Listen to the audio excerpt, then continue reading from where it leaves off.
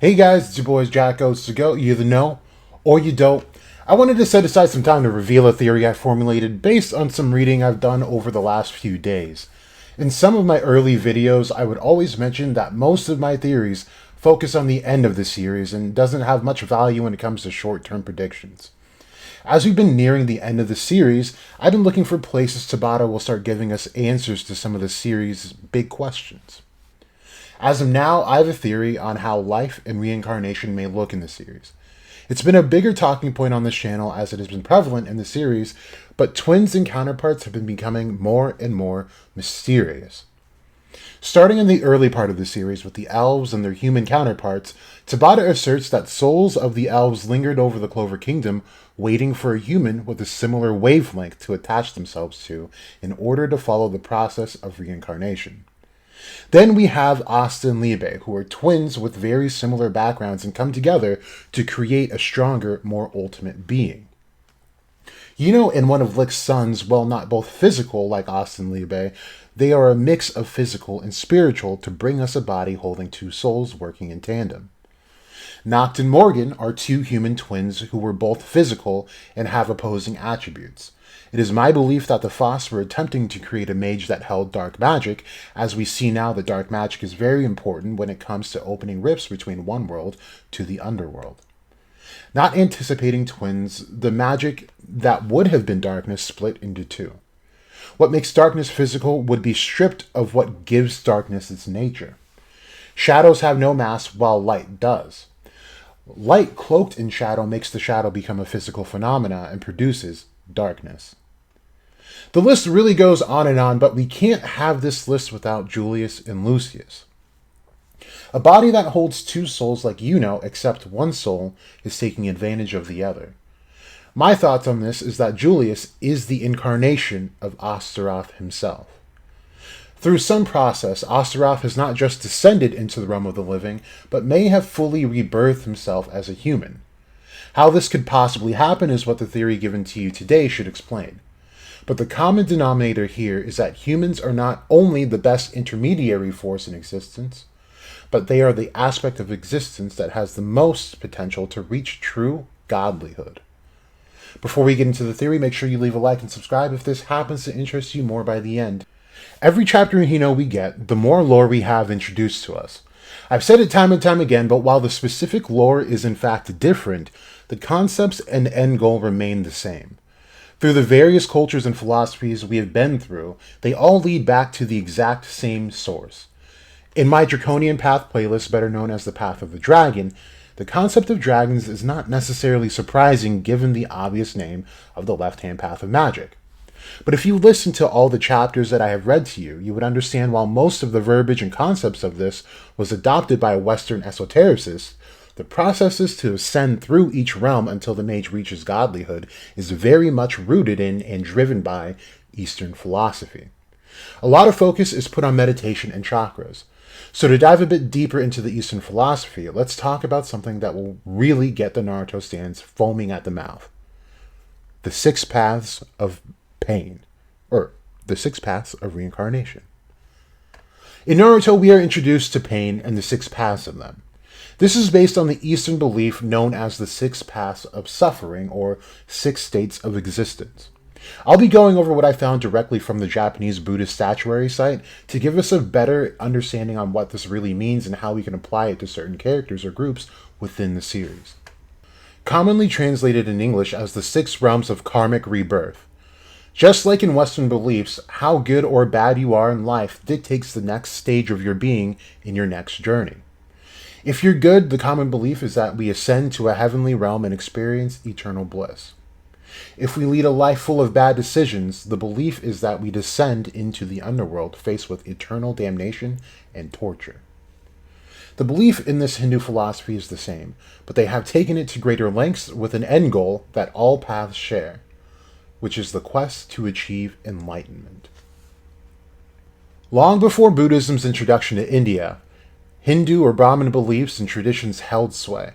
One important concept was transmigration, known in the West as reincarnation, which holds that all living things die and are reborn again. Your rebirth into the next life will be based on your behavior in your past life. This rebirth occurs in a continuous cycle. When Buddhism emerged in India, it stressed this Hindu belief in transmigration. This rebirth occurs in a continuous cycle. When Buddhism emerged in India, it stressed this Hindu belief in transmigration, one that still plays a major role in modern Buddhist philosophy. The modern Buddhist concept of karma is also a byproduct of ancient Hindu beliefs in transmigration and reincarnation. Among Buddhists, all living beings are born into one of the 6 states of existence. This is the cycle of life and death. All are trapped in this wheel of life, as the Tibetans call it. This here is a profound statement, as this has been brought up on this channel while speaking on the Gnostic belief system and the halls of Amenti, where it is believed that all souls in the physical universe are trapped here by archons, or otherwise known as demons, of the Creator God and kept from ascending, so that the Creator God may harness the power of the souls for himself. Now, this power was stolen from the real, unknowable God, otherwise known as the Bythos, through the aeonic being known as Sophia.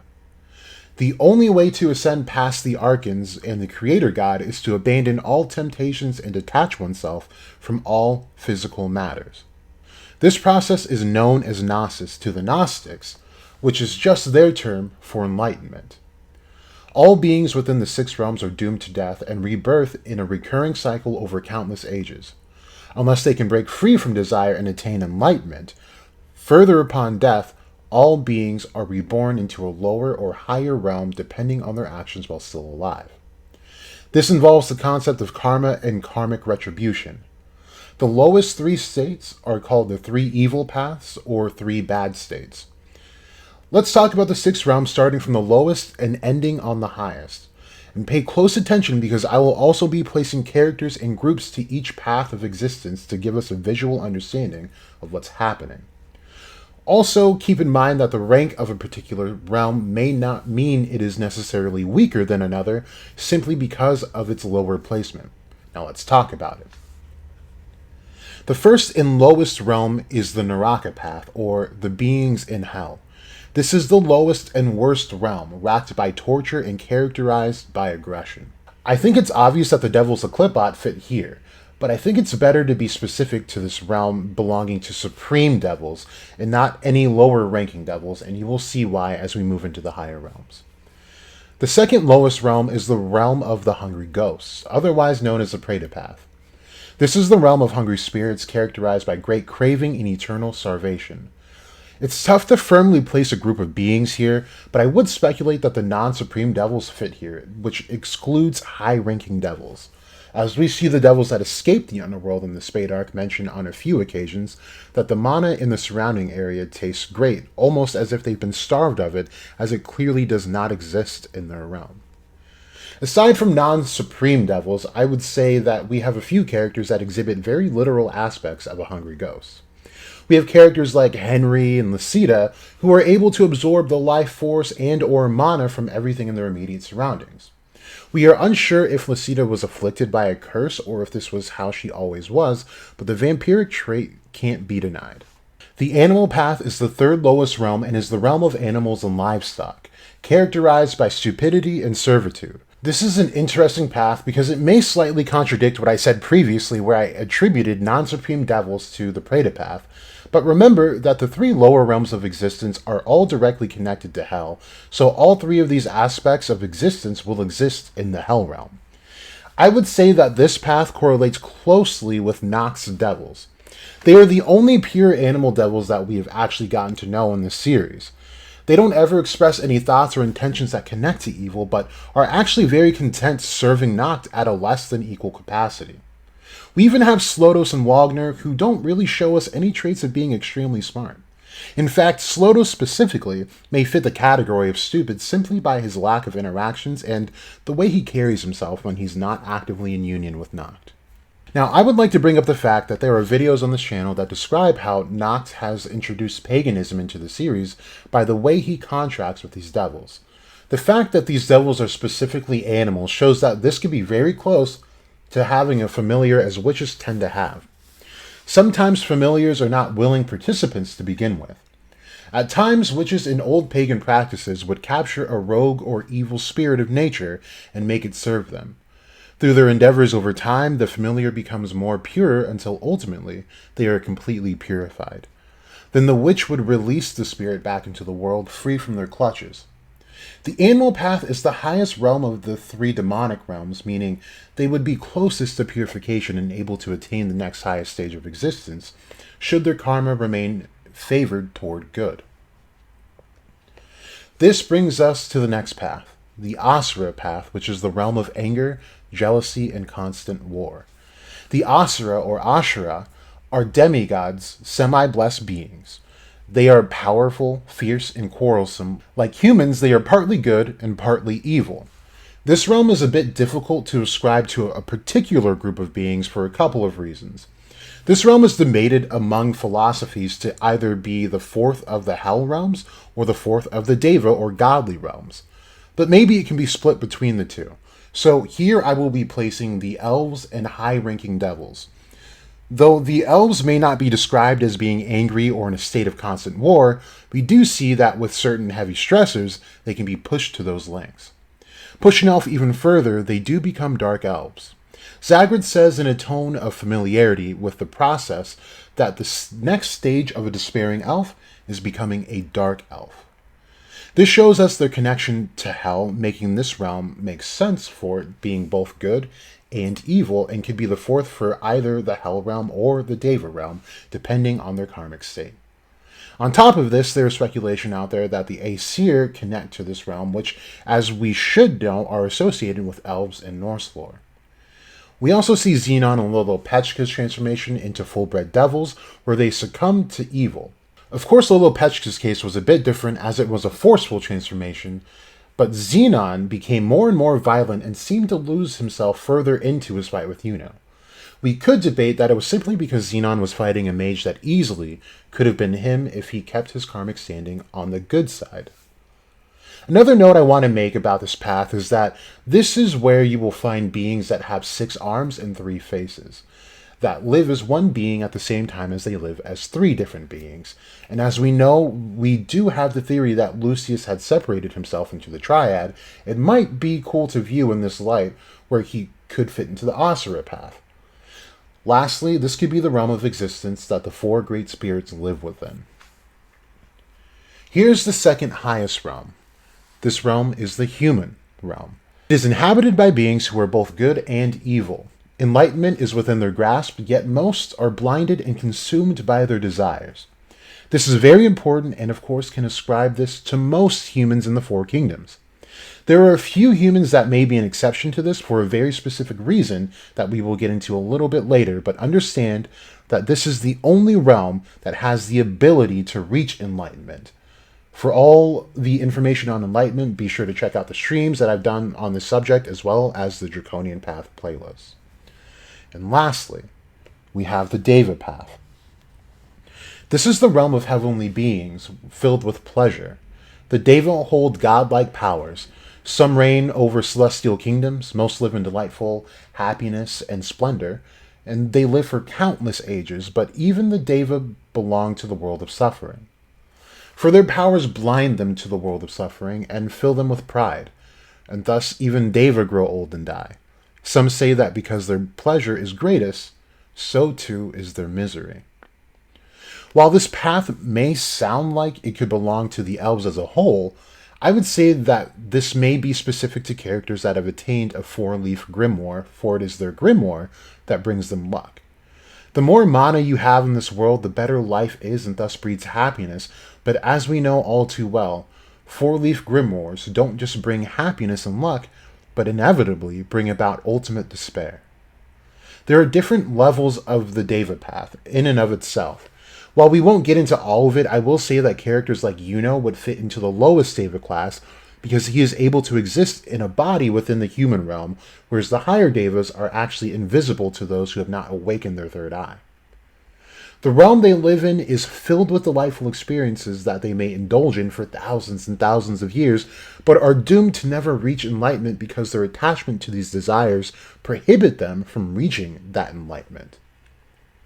A character that I can think fits into this which will lead us into the nucleus of this theory, is Charmy.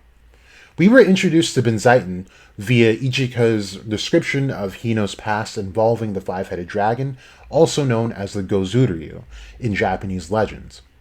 They seem to idolize this figure who looks exactly like Charmy, and I would say that it may serve to say that she may be somehow connected to Benzaiten, if not Benzaiten herself, who is the celestial maiden that subdued the Gozuryu.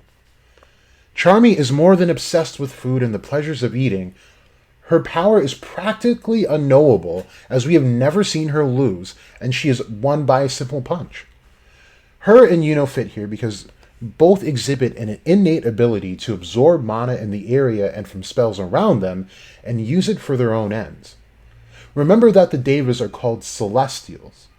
Yuno is a Celestial Mage, as he has just awakened his natural star magic, and Charmy, if connected to Benzaiten, if not Benzaiten in a lower form herself, would be a Celestial, as her description literally describes her, as a Celestial Maiden. This may be a bit off topic, but I do believe Charmy's magic has been misclassified, and it may be described as cloud magic, but more accurately, as cloud soul magic. But that's a talk for another time. So what is the point to all of this?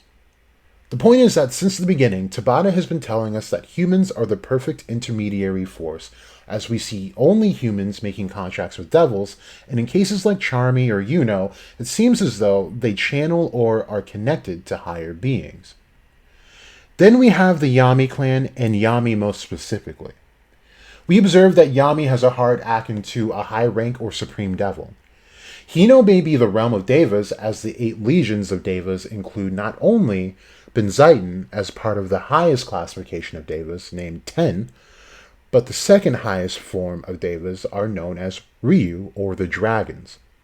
Of course, we have not only the Ryus in 7, but also Ryu and the Ryudo clan. These deities are beings that protect Buddhism and the journey toward enlightenment. Upon other translations, these 8 classes of Devas are known as Tenryu Kijin. These beings are known as both demons and gods, hence why Yami was said to become the demon god of the clan. His heart is evidence of his connection and status to the Deva realm.